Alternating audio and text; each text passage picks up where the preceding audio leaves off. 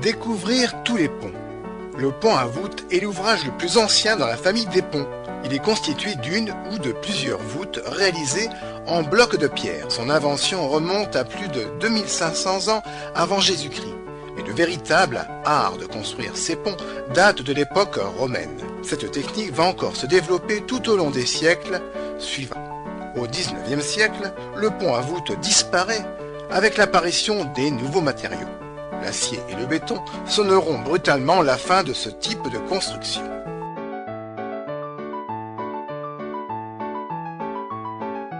Le pont à voussoir préfabriqué, précontraint.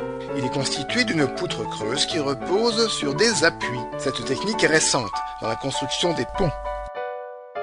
Elle fait appel à des matériaux très résistants. Le pont à haubans, lui, est constitué d'un tablier rigide accroché à un pylône par des haubans. Le pont à voussoir préfabriqué, précontraint. Il est constitué d'une poutre creuse qui repose sur des appuis. Cette technique est récente. Elle fait appel à des matériaux très résistants. Le pont suspendu est constitué d'un tablier rigide accroché à un câble porteur par des suspentes. Les ponts suspendus sont connus dans beaucoup de civilisations et de peuplades. Les ponts à voussoir en arc à tablier inférieur. Lui est constitué d'un tablier accroché à un arc. Cette technique a pris son essor vers le XIXe siècle avec l'apparition de nouveaux matériaux résistants et durables. Toujours l'acier et le béton. Le pont à poutre pleine est constitué d'un tablier réalisé par juxtaposition de poutres pleines. Le pont tournant, lui, est constitué d'un tablier rigide mobile. Aujourd'hui, ils permettent de laisser des gabarits de passage très importants pour laisser passer les très grands bateaux. Le pont levant est constitué d'un tablier rigide mobile.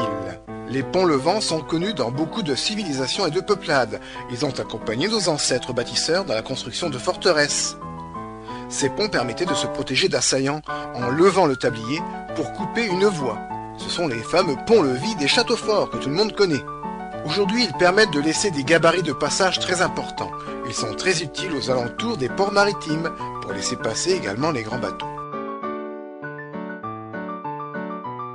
Le pont à poutre treillis est constitué d'un tablier rigide porté par deux poutres treillis. Cette technique a pris son essor avec l'apparition de l'acier, la voûte romane. Les architectes concepteurs de bâtiments ont eu toujours à faire face à des gros problèmes. Entre autres, comment laisser des ouvertures importantes dans un mur sans que celui-ci ne se fendille ou ne s'écroule. Plus tard, la voûte gothique a résolu à peu près les mêmes problèmes.